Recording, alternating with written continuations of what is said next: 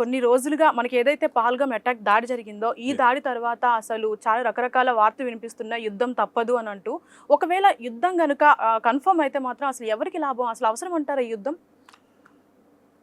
ఇప్పుడున్న పరిస్థితులలో యుద్ధం జరిగితే భారతదేశానికి తీవ్ర నష్టం కలుగుతుందండి. ఓకే. ఎందుకంటేనంటే పాకిస్తాను డెవలప్మెంట్ ఇండెక్స్లో 134లో ఉంది. ఓకే. మనం టాప్ 5లో ఉన్నాం. ఓకే. ఎందుకంటేనంటే ఒకటి మన వాడుక భాషలో బురదలో పొర్లేటటువంటి స్థాయిలో పాకిస్తాన్ ఉంది.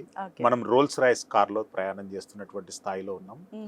మీరు అక్కడ ఉన్నటువంటి పవర్టీ లైన్ చూసుకున్నా కానీ, వాళ్ళ రూపీ డౌన్ఫాల్ తీసుకున్నా కానీ 46% of the people in poverty. ఎందుకంటే అక్కడ యువతకు ఉపాధి లేదు. ఒక పక్క బలోచిస్తాన్, మరో పక్క ఆఫ్ఘనిస్తాన్, మరో పక్క చైనా, అన్ని రకాలుగా ఇన్ఫ్లుయెన్స్ అనేటటువంటిది పాకిస్తాన్ మీద ఉంది. గత 10 సంవత్సరాల నుండి పాకిస్తాన్ సెన్సెక్స్ కానివ్వండి, అక్కడ ఉన్నటువంటి రూపీ వాల్యూ కానీ ఒక్క అనా కూడా పెరిగినటువంటి దాఖలాలు లేవు.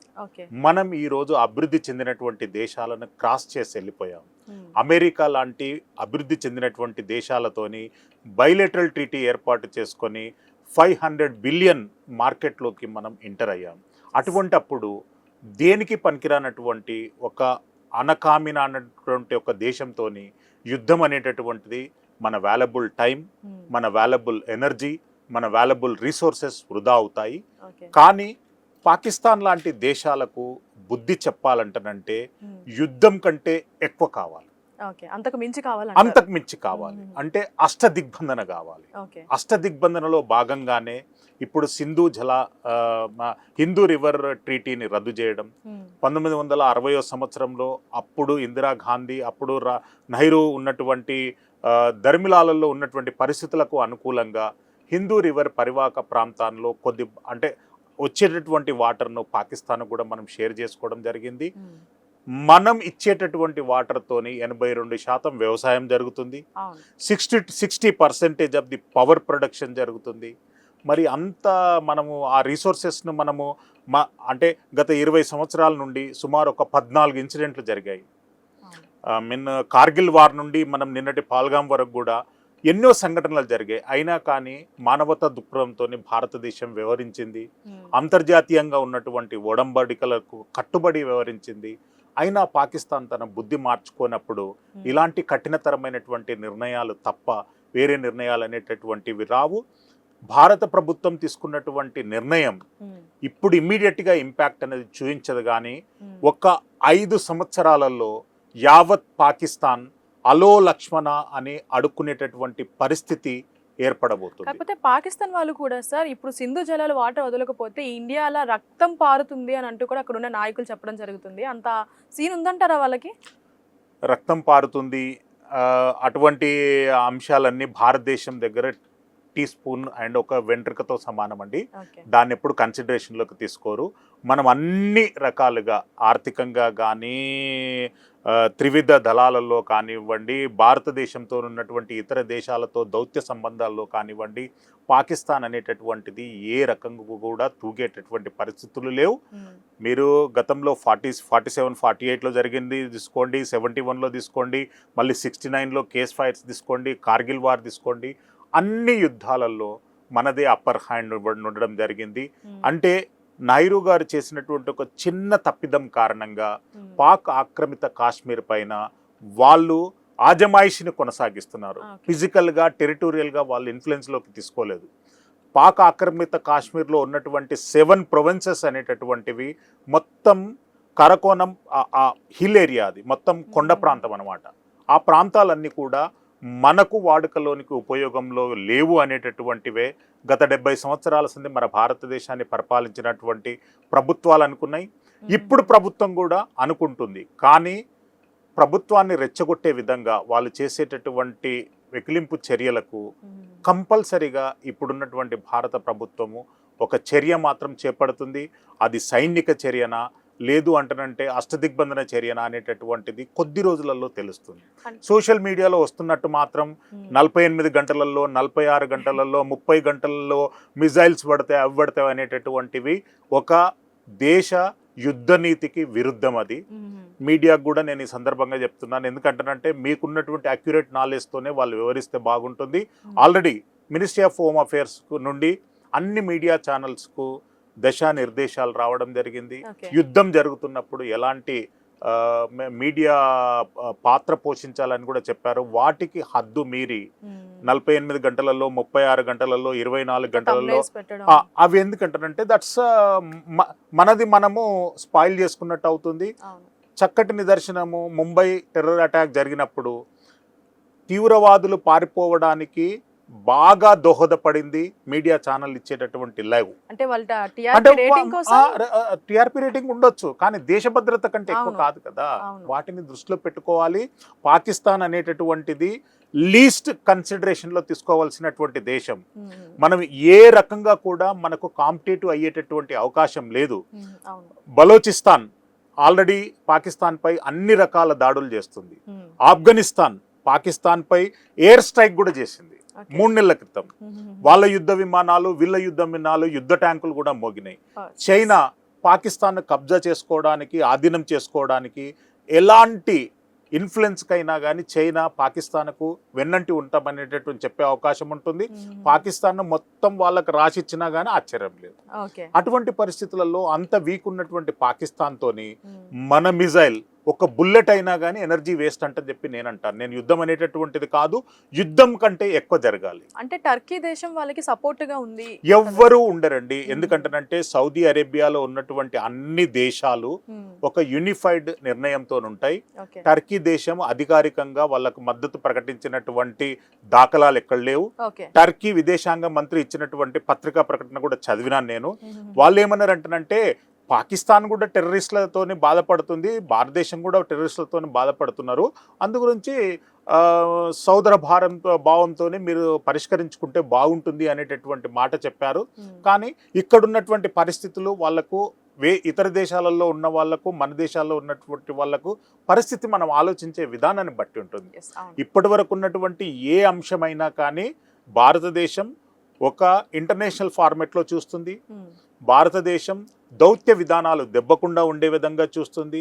భారతదేశం ఇంటర్నల్గా ఉన్నటువంటి కుహానా సెక్యులర్ శక్తులు కొంతమంది ఉన్నారు కదా, వాళ్ళ నుండి భవిష్యత్తులో ఎలాంటి కామెంట్స్ రాకూడదు అనేటటువంటి ఉద్దేశంతోనే భారత ప్రభుత్వం వ్యవహరిస్తుంది. చూస్తున్నారు కదా, మోడీ గారి బొమ్మ పెట్టి కాంగ్రెస్ పార్టీ అధికారిక ట్విట్టర్లో పోస్ట్ చేశారు గాయబ్ అని.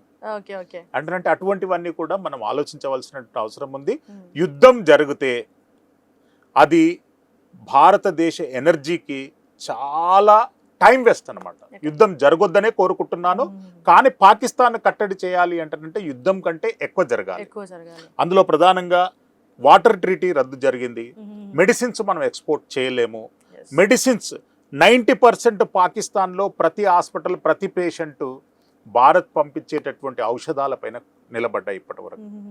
మరి అటువంటివన్నీ కీలక నిర్ణయాలు తీసుకున్నాం. ట్రేడ్ బంద్ అయింది, ఎయిర్ స్పేస్ బంద్ అయింది.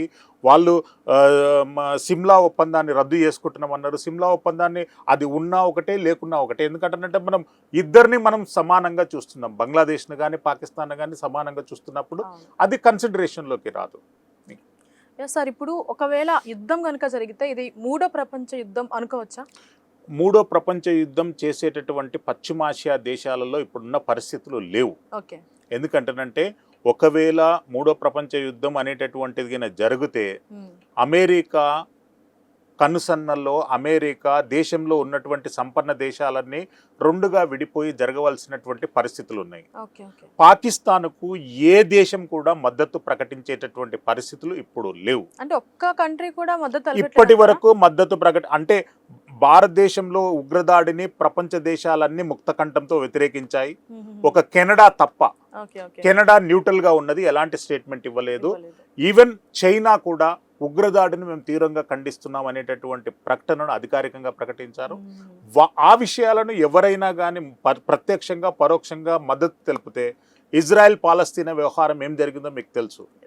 హమాస్ సృష్టించినటువంటి ఒక చిన్న అలజడి ఇప్పుడు 18 దేశాలతో వాళ్ళు యుద్ధం చేస్తున్నారు. 18 దేశాల మీద సైనిక చర్య తీసుకోవడానికి సిద్ధంగా ఉన్నారు. వాళ్ళు ఏ రకమైనటువంటి వెనుకకు పోయేటటువంటి అవకాశం లేదు. అక్కడ స్కోప్ లేనప్పుడు భారత్ పాకిస్తాన్కు ఫ్రెండ్లీ దేశాలు ప్రపంచంలో ఎవరు లేరు. నోవే, ఎవరు సపోర్ట్ చేయరు. ఎందుకంటే పాకిస్తాన్ పుట్టింది తీవ్రవాదంతోనే, పెరుగుతుంది తీవ్రవాదంతోనే, అది అంత పొందేది కూడా తీవ్రవాదంతో. బలోచిస్తాన్ను ఎంతో దుర్భరకమైనటువంటి మానవ హక్కుల ఉల్లంఘన చేశారు.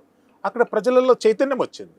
వాళ్ళు ఓపెన్గా పబ్లిక్లో సిస్టంలో మారింది. ఇక మేము బతికున్నా చనిపోయినా ఏమవుతుంది అంటే చెప్పి అక్కడ సైనికుల మీద తిరగబడ్డారు. ప్రజలు తిరగబడితే సైనికులు పారిపోయి వచ్చినటువంటి సంఘటన. పాకిస్తాన్ ప్రభుత్వ ట్రైన్ను కిడ్నాప్ చేశారు, హైజాక్ చేశారు. ఒక ట్రైన్ హైజాక్ చేయడం అనేటటువంటి చరిత్రలో మనం చాలా తక్కువ చూస్తుంటాం. ఆ ట్రైన్ హైజాక్ చేయడంతో పాటు అందులో ప్రయాణిస్తున్నటువంటి వారిపైన వాళ్ళు బాంబులు విసరడంతో సుమారు 100 మందికి పైగా చనిపోయారు. ఆ సంఘటనలు అన్నీ జరుగుతూనే ఉన్నాయి. వాళ్ళు బలోచిస్తాన్లో మేము చచ్చినా బతికినా మా మనుగడకు వీళ్ళు అంటే పాకిస్తాన్ సృష్టిస్తున్నటువంటి నరమేధానికి వ్యతిరేకంగా మేము పోట్లాడతాం అనేటటువంటి ఒక ఉద్యమ ధోరణితో ముందుకు వస్తున్నారు. సార్, అక్కడ ఏదైతే యుద్ధం అనేది మనకి చర్చలోకి వచ్చిందో ఆ టైంలో అక్కడున్న పౌరులు కూడా, పాకిస్తాన్లో ఉన్న పౌరులు కూడా ప్రభుత్వాన్ని వ్యతిరేకిస్తున్నారని చెప్పొచ్చు.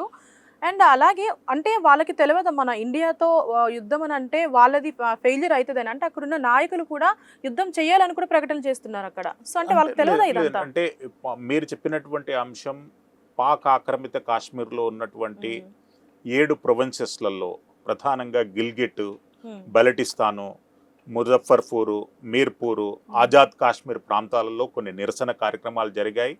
యుద్ధం వద్దు, పాకిస్తాన్కు వ్యతిరేకంగా కూడా కొన్ని స్లోగన్స్ జరిగాయి. అంటనంటే అది భారత్కు శుభసూచకం. అక్కడ భారత్కు శుభసూచకం అంటనంటే మనం ఎంట్రీకి పాయింట్ అక్కడ మనకు పాజిబిలిటీ ఉంది. పాక్ ఆక్రమిత కాశ్మీర్లో పాకిస్తాన్ పరిపాలనలో, పాకిస్తాన్ ఆజమాయిషుల పరిపాలన అనకూడదు, పాకిస్తాన్ ఆజమాయిషులో ప్రజలు అక్కడ ప్రశాంతంగా లేరు అనేటటువంటిది ఒక సంకేతం. ఒకవేళ ఇప్పుడుగిన అంతర్జాతీయ కోణాలలో కాకుండా జాతీయ స్థాయిలోనే వీళ్ళు నిర్ణయాలు తీసుకొని మన భూభాగాన్ని, పాక్ ఆక్రమిత కాశ్మీర్ను మళ్ళీ ఆధీనంలోకి తీసుకుంటే మాత్రం బాగుంటుంది అనేటటువంటిది, ఇది శుభతరుణం అనేటటువంటిది అంతర్జాతీయంగా ఉన్నటువంటి నిపుణులతో పాటు కొన్ని దేశాలు కూడా భారతదేశానికి సలహా ఇస్తున్నాయి. ఎందుకంటే ప్రజలు, పాక్ ఆక్రమిత కాశ్మీర్లో ఉన్నటువంటి ప్రజలు కోరుకుంటున్నారు మాకు భారత ప్రభుత్వం కావాలని. ఇది శుభతరుణం. సార్, అలాగే ఇప్పుడు ఏదైతే పహల్గామ్ అటాక్ తర్వాత చాలా మంది పాకిస్తాన్ ముస్లిమ్స్ని పంపించేయాలి పాకిస్తాన్కి అంటూ కూడా మనకి ఆదేశాలు రావడం జరిగింది, మన తెలంగాణకి మెయిన్గా చెప్పుకోవచ్చు. అంటే చాలా మనకి కొన్ని రెడ్ అలర్ట్ ఉన్నాయి పాకిస్తాన్ నుంచి, లేదంటే అక్కడున్న ముస్లిమ్స్ వల్ల మనకి కీడు జరిగే అవకాశం ఉంది అని చెప్తూ కూడా చెప్తుంది. అది నిజమంటారా? అంటే అలర్ట్ అనేటటువంటిది ఏ దేశంలో అయినా కానీ ఎప్పుడు 24 hours 365 days ఉంటుంది. ఎవరు వాళ్ళు వీళ్ళతో థ్రెట్ ఉండదు అనేటటువంటి యాంటిసిపేట్ చేసే పరిస్థితులలో ఇంటెలిజెన్స్ వ్యవహారాలు ఉన్నాయి. అయితే భారతదేశం ప్రధానంగా మా హోం మంత్రిత్వ శాఖ అమిత్ షా గారు రాష్ట్ర ముఖ్యమంత్రులందరితో ఫోన్లో మాట్లాడడం జరిగింది.